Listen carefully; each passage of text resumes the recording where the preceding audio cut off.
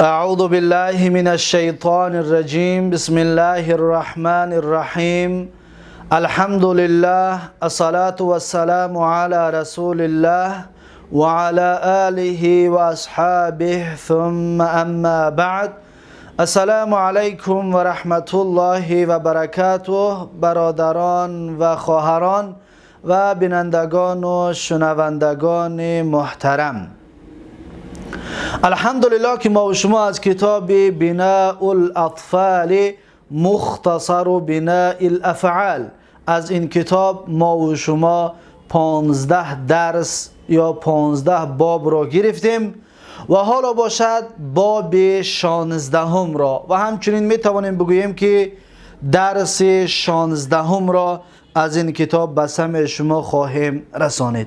هر کسی که این کتاب را دارد پس صفحه 12 را بکشاید که در صفحه 12 چنین نوشته شده است که الباب السادس عشر، یعنی که باب 16 از 22 باب صرفی. پیش از اون که این کتاب را بخوانیم اولا اینجا را میبینیم که الباب السادس عشر، یعنی که باب 16 از 22 باب صرفی. یادتان باشه ما و شما گفتیم که 22 باب صرفی به 4 قسم تقسیم می شود. 6 باب اول را بابهای ثلاثی مجرد می گویند و 12 تا بعدش را بابهای ثلاثی مزید می گویند. پس حالا ما و شما در بابهای ثلاثی مزید قرار داریم، در بابهای ثلاثی مزید. پس این درس امروزه ما و شما درس 16 از بابهای ثلاثی مزید در باب 10 می باشد. باب 10 یعنی باب 10 از بابهای ثلاثی مزید و باب 16 از 22 باب صرفی. پس این باب 10 ما و شما چطور گفتیم 12 باب ثلاثی مزید، 3 باب اولش یک حرف زایده دارد، 5 باب بعدش 2 حرف زایده دارد. اینها را خلاص کردیم. حالا ما و شما در باب‌هایی هستیم که 3 حرف زایده دارد، یعنی که 3 حرف زایده در اون باب‌ها وجود دارد.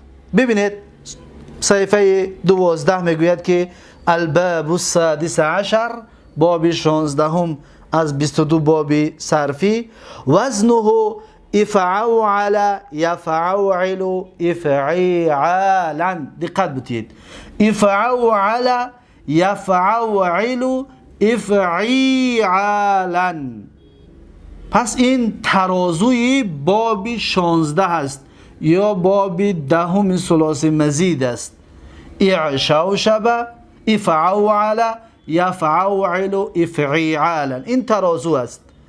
و کلمه هموزن این موزونش اعشوشب یعشوشب اعشیشبا، اعشوشب یعشوشب اعشیشبا. خب اکنون بیایید ما و شما گفتیم در اینجا 3 حرف زایده است. درس گذشته هم کلمه را گرفتیم که فعل را گرفتیم که 3 حرف زایده داشت. این دوم وزن هست که 3 حرف زایده دارد. پس اون حرفای زایده کدام است؟ دقت بتید، از بدون ما و شما دیگه را میدونیم. پس اینجا الف حرف زایده است، همزه حرف زایده است و این عین با واو یا این عین با واو، از 2 تا این عینا یک تاش و این واو زیاده است، حرفای زایده است. پس می توانیم بگیم که این طور هر دین ها حرفای زایده است، زیرا که ما در 2 تا عین داریم، یک عینش اصلی میگیریم، یک عینش زایده میگیریم. پس ما می توانیم که بگیم که این عین و واو زایده است، یا می توانیم بگیم که واو با این عین زایده است. پس ما این را اختیار کردیم. ببینید ایف ف و عین و لام اصل کلمه است. پس در اینجا الف و عین و واو زایده است. این در ترازو. در موزون هم همچنین در کلمه هم نگاه کنید، الف زایده است و شین یکم با واو زایده است. پس اصلی کلمه چی است؟ اصلی کلمه عاشبه یا عاشوبه. میتونیم شیبه بگوییم، عشیبه یعشبو از باب چهارم، یا میتونیم عشوبه بگیم از باب پنجم. عشوبه یعشبو یعنی که این از دو باب آمدگی است در ثلاثی مجردش. عشوبه یعنی علف برآورد. زمین دکی اگر که علف براید، سبزه که برآمد، انا همون سبزه برآمدگی را عربا میگن عشبه الارض یا عشبت الارض، یعنی که زمین علف برآورد، سبزه برآورد.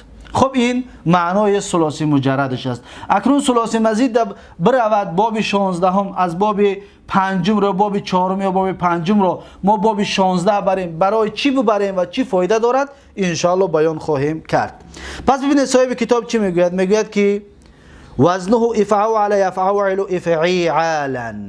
همچنین پیش از اونه که در توضیح بداریم بیایید یک مسئله دیگر هم توضیح بدیم. افعال فعل ماضی، یفعل فعل مضارع، افعالا مصدر هست. پس ببینید در اینجا واو داریم، در اینجا واو داریم، در اینجا واو نیست. این واو کجا شد؟ پس در اینجا ما میتونیم بگیم که افعال اصلی کلمش به این طریق است. افعالا. دقت بدید. افعالا. افعالا زیرا که واو این همین واو های هست که در اینجا ما میبینیم. ببینید در فعل ماضی واو، در فعل مضارع واو و در مصدر این یا شده است. اصلش افعالا هست. پس ما قاعده داریم که واو ساکن ما قبل مکسور را قلب میکنن به یا، قلب میکنن به یا. این واو رو یا میگردونیم. وقتی واو یا گردونیم برای چی بگن واو یاش گردونیم؟ میگیم واو ساکنه. ببین ساکن دارد، واو ساکن داری، پیش خودش کسره دار، پیش خودش زیر دارد. ببینید کسره، پیش خودش کسره دار را قاعده است در زبان عربی که قلب یاش میکنن، قلب یا میکنندش. پس واو قلب یا شد، پس افعالنش میگیم، نمیگیم افعیو نمیگیم، افعی میگیم، افعالا. پس این قاعده را همچنین در ذهنتون داشته باشید. خب میبینیم که صاحب کتاب چی میگوید؟ صاحب کتاب میگوید که و علامته، اکنون نشانه باب 16 ما از کجا بدانیم کلمه اعشا و شبه از باب 16 هست؟ نشانه و علامتش چی است؟ میگوید که نشانه و علامتش همین است که ان یکون ماضیه علی 6 احرف. میگه فعل ماضیش حساب که میگه 6 تا حرف دارد. فعل ماضی چند حرف دارد؟ 6 تا. حساب کنید 1 2 3 4 5 6 تا. الف عین، الف فا، عین واو، عین لام، 6 تا حرف دارد. در موزون هم ببینید 1 2 3 و 4 و 5 و 6 تا، 6 تا حرف دارد. هم در ترازو هم در موزون 6 تایی حرف دارد. پس این علامتی باب 16 است. یکم. دوم، اکنون باز یگان علامتی با واضح ترش همین است که بزیادت الهمزه فی اوله. در اولش میگه ببین که همزه داریم، همزه را ما زیادی کردیم. چطور گفتیم که اینها حرفای زایده هستند؟ حرف همزه در اولش زیاده است، حرف زایده است. یکم با چی است؟ میگه که در اینجا در کتاب غلط شده است. پس شما کسی که این کتاب را دارد پس بنویسید. بعد بزیادت الهمزه فی اوله علامت بگذارید، بنویسید که والواوی و حرفین. انا دو کلمه را بنویسید، والواوی و حرفین، بعد آخره خودش هست. یعنی در بین فی اوله بعد همینو پیش ای آخره علامت بگذارید، بنویسید که والواوی و حرفین آخره. یعنی که با زیاد کردن حرف واو و یک حرف دیگره، حرف واو یک حرف دیگره. اون حرف دیگر کدام حرف است؟ من جنس عین فعله، از جنس عین است. یعنی عینش دو تا میکنیم، عین چکار میکنیم؟ دو تا میکنیم. لیکن در بین دو عین یک واو رو میاریم. ببینید شین عین کلمه است، ما شین دو تا کردیم، در بینش یک واو آوردیم. میگه دو تا میکنیم، در بینش یک چی میاریم؟ یک واو میاریم. من جنس عین فعلی، از جنس عینش است. پس در اینجا کلمه واو نایستگی است، این غلط است. این را بشکید و این را نابود کنید. بین العین و اللامی. اکنون میگه در بین عین، در بین چی هست؟ در بین لام هست. یعنی بین عین و در بین لام. پس با موافق گفته این کتاب حالا بگیریم ما، پس حرف زایده این واو قطعی این عین است. یعنی که این عین زایده نبوده است، این عین زایده بوده است. این عین حرف زایده بوده است. یعنی که این واو قطعی این شین هر دو حرفای چی بوده است؟ حرفای زایده. باز یک علامت دیگر میگذاریم. ما گفتیم که کدامش بگیریم زایده میشود، لیکن صاحب کتاب میگه این زایده است.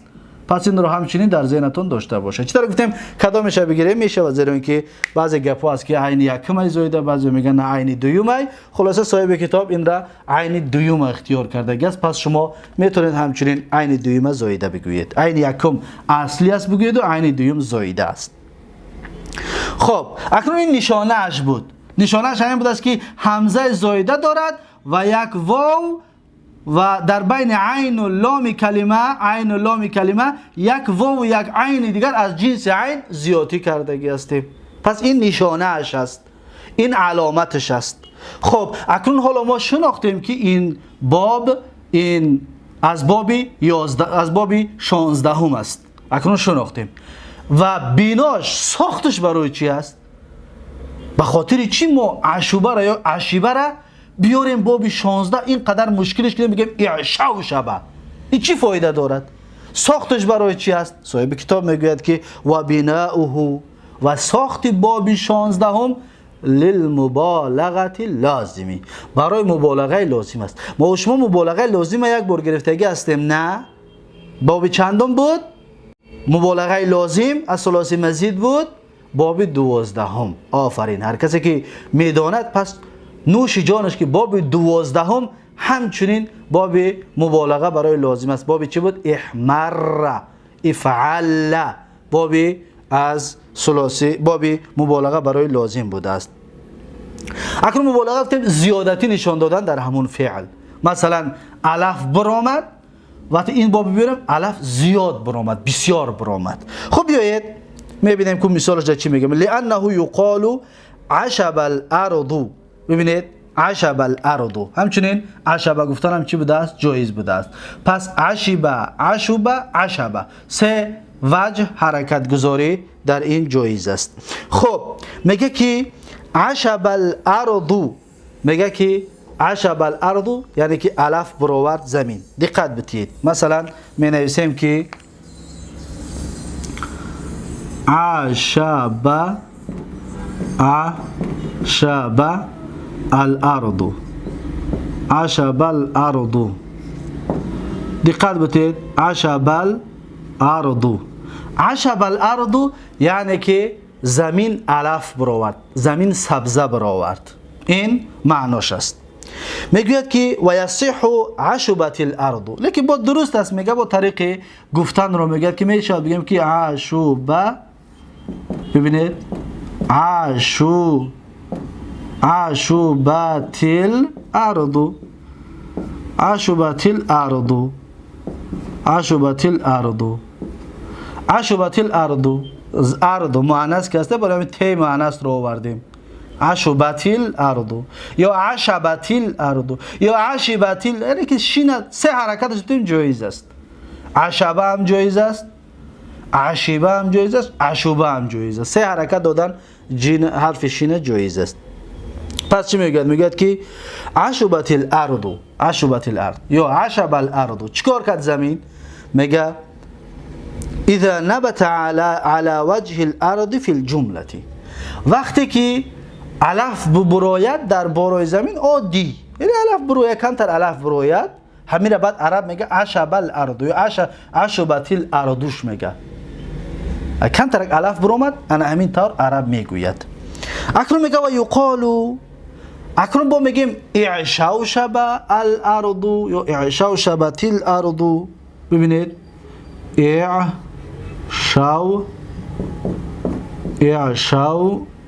شب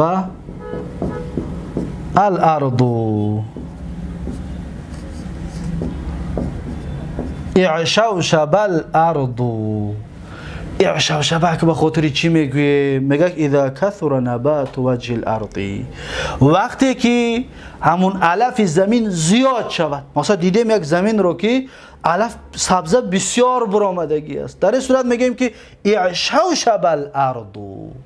یعنی چیکار کرد؟ یعنی که علف زمین بسیار برآمده است، علف زیاد است. چرا که ما گفتیم که مثلا حمیره، ببین ما میگفتیم که حمیره یعنی که سرخ شد. وقتی که ما بگیم احمر یعنی زیادتر سرخ شد، احمر زیادتر، حمیره سرخ شد، احمر بسیارتر سرخ شد. انا همین طور عشب الارض یعنی که سبزه برآمد در بالای زمین، اعشوشب الارض بسیار سبزه برآمد. پس برای چی بود است؟ مبالغه، یعنی زیاد نشان دادن. بسیار علف که باشه عرب میگه اعشوشب الارض، یعنی که زمین ده علفش زیاد شد. خب برای مبالغه چی بود است؟ لازم. و همچنین یک مثال دیگر هم در اینجا نوشته میکنیم به خاطر فهمیدن این مسئله. دقت بتید. مثلا یک انسان میگوید ما طار، ببینید ما طار السماء، ما طار السماء، ما طار السماء یعنی که باران بارید، از آسمان باران بارید. ما طار السماء از آسمان باران بارید، یعنی باران باریده کم و بیش، همون رو عربا میگن مطر السماء. اما بارانی ما و شما میگیم شاخلم، باران بسیار ریخت. در این صورت انا همین مطره را باب 16 میارد عرب. بعد چیزش میگه که ایم، دقت بتید، ایم تاو تا را، ببینید میگه که ایم تاو تا را السماء، امطار السماء یعنی چی؟ یعنی که باران شاخلم بارید. یعنی ببین برای چی شد؟ برای کثرت، برای مبالغت، برای زیاد نشان دادن.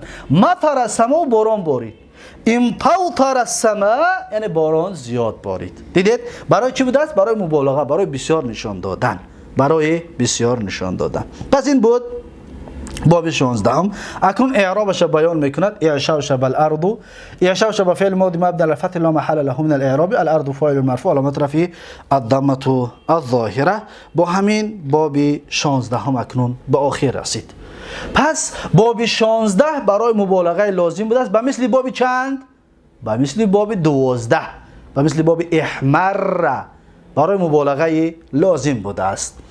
و اکنون باب 16 باب 10 ثلاثی مزید یا باب 16 از 22 باب صرفی، اشتقاق های 12 گانه اش چی طور می شود؟ زود این را می گیریم و این باب رو به آخر می رسانیم. این همچنین به مثل فعل هایی هست که یگان تغییرات زیاد نیست، یعنی که آسان هست. اعشوشب فعل ماضیش چی بوده است؟ اعشوشب،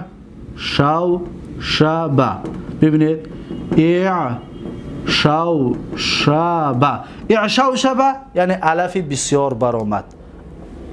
پس شما میتونید که 14 صیغه‌اش را بگید که اعشوشب اعشوشب اعشوشب اعشوشب اعشوشب تو اعشوشب نه اعشوشب تا اعشوشب تو اعشوشبتم اعشوشب تی اعشوشبتم اعشوشبتون نه اعشوشب تو اعشوشب نه 12 14 صیغه‌اش. با بگیرید مجهولش کنید. چطور گفتم که فعل لازم مجهول نمیشه. اصلا این فعل لازمه، مبالغه لازمه، گفتیم متعدی نیست. یعنی که ببینید ما وقتی که این باب در میاریم این لازم است، مفعول بهی ندارد، لیکن ما مجهولش میکنیم به خاطر چی؟ به خاطر تعلیم است. اصلا مجهول باید طریق دیگر میشه، دونه در کتابای بعدی میخونیم، لیکن به خاطر تعلیم بیاد مجهولش کنید. چی میشود؟ وقتی ما میخوایم مجهول کنیم ما قبل و آخر رو کسر میکنیم و اولین حرف متحرک رو دم میکنیم، میشود اعشوشب. این الف این اولی متحرک پیروی میکنه، میشود اعشوشب اعشوشب اعشوشب اعشوشب اعشوشبت اعشوشبت اعشوشبنا اعشوشبت اعشوشبتما اعشوشبتم اعشوشبتی اعشوشبتما اعشوشبتنا اعشوشبتو اعشوشبنا. انا همین طور 14 صیغه‌اش. خب بعد از این چی میشه؟ فعل مضارع یعشوشبو. فعل مضارع چی بوده است؟ یعشوشبو یعشوشبو. یعشوشبو فعل مضارع است، یعنی که الف میبراید. یعشوشبو یعشوشبون یعشوشبون تعشوشبو تعشوشبون یعشوشبن تعشوشبو تعشوشبون تعشوشبون تعشوشبین تعشوشبون تعشوشبن اعشوشبو نعشوشبو 14 صیغه‌اش. و مجهولش که میکنیم ما قبل و آخر رو فتح میکنیم، حرف مضارعات رو ضم میکنیم، میشه چی؟ یعشوشبو یعشوشبو. پس 14 صیغه‌اش شما خودتون بگید که یعشوشبو یعشوشبون یعشوشبون تعشوشبو تعشوشبون یعشوشبن تعشوشبو تعشوشبون تعشوشبون تعشوشبین تعشوشبون تعشوشبن اعشوشبو نعشوشبو 14 صیغه مجهولش. پس اسم فاعلش چی میشود؟ شو. ببینید شوشبو معشوشبون معشوشبون اسم فاعلش است. 6 صیغه دارد، شما خودتون بگید. بعدش معشوشبون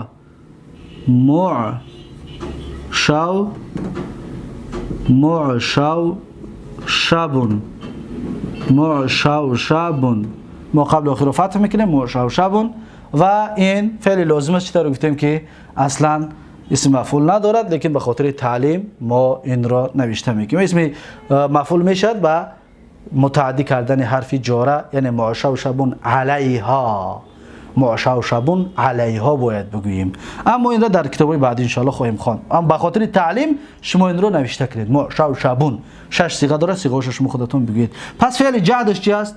لم یعشوشبو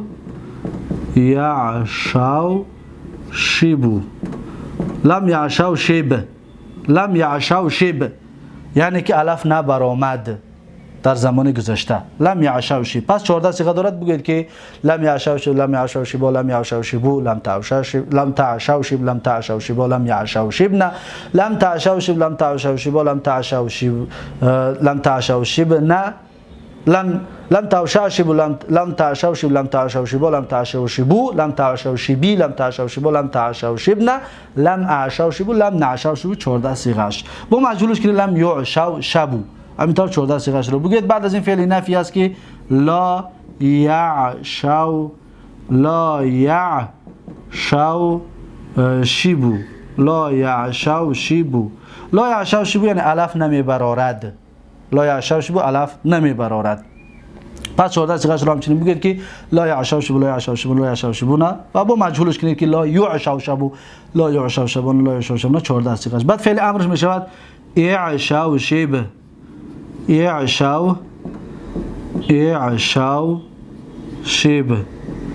اعشوشب یعنی الف ببرار. اعشوشب الف بسیار ببرار، زیرا که برای مبالغه فعل لازم است. اعشوشب یعنی الف بسیار ببرار. اعشوشب فعل امر است، پس این 6 صیغه دارد، شما خودتون بگید. بعد از این فعل نهی است که لا تعشوشب لا تعشوشب لا تعشوشب لا تعشوشب معناش چی است؟ یعنی که الف نبرار. الف نبرار. لا تعشوشب الف بسیار نبرار. پس این 8 صیغه معلوم دارد و 14 صیغه مجهول، شما خودتون بگید. اسم زمان و مکانش به مثل چی است؟ اسم مفعول هست.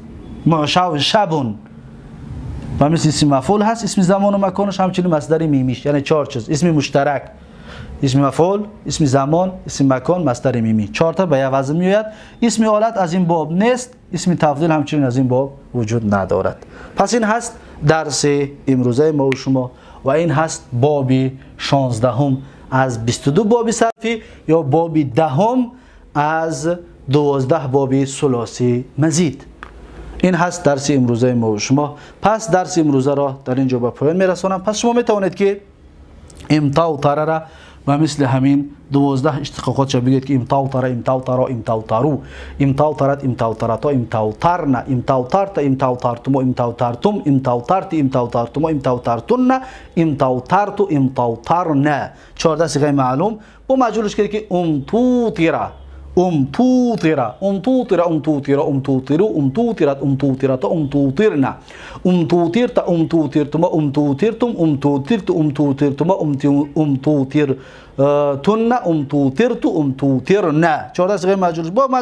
با مضارعش کنید یمتوتر یمتوترون یمتوترون تمتوتر تمتوترون یمتوترنا تمتوتر تمتوترون تمتوترون تمتوترین تمتوترون تمتوترنا امتوتر نمتوتر. با مجهولش که یمتوتر ترون یمتو ترون تا آخرش بگیرید فعل اسم فاعلش ممتو تیرون اسم فاعل ممتو ترون اسم مفعول لا یمتو لم یمتو تر لا یمتو ترو امتو تر فعل امرش امتو تر لا تمتو تر فعل نهش و اسم زمان و مکانش ممتو ترون همچنین مصدر میمیش که بر وزن اسم مشترک میاد که ممتو ترون. پس این هست درس امروزه ما و شما و این هست تصریفاتش و به این طریق گفته می شود. پس اینها را شما خودتان در دفتران نوشته با ترجمه هایشان نوشته حفظ کنید تا اینکه زباناتان گفتن این کلمه ها را عادت بکند. پس این بود درس امروزه ما و شما و درس امروزه را در اینجا به پایان میرسانم و تا درس آینده یک و یک شما رو به الله تبارک و تعالی میسپارم. امیدوار هستم که از این درس ها فایده به دست آورده باشید، زیرا که این آلت و این سبب است و یا این وسیله است که به حقیقتی گپ عرب یا به حقیقت قرآن و سنت، معنای قرآن و سنت ما و شما را میرساند. وقتی که ما اینها را فهمیدیم پس قرآن و سنت را درست میفهمیم. وقتی که این چیزها را که ندانستیم با عرب درست گپ زدن نمیتوانیم یا قرآن و سنت را، گپ عالم ها را، کتاب ها و حدیث ها و اینها تفسیر و اینها را درست فهمیده نمیتوانیم اگر این چیزها را ندانیم. از این حساب هر کسی که میخواهد حقیقت را بداند، قرآن و سنت را بداند، پس بیاید مرحمت اینها را از خود بکند تا اینکه درست عربی را گپ زند و درست عربی را بفهمد. بارک الله فیکم و جزاکم الله خیرا و السلام علیکم و رحمت الله و برکاته.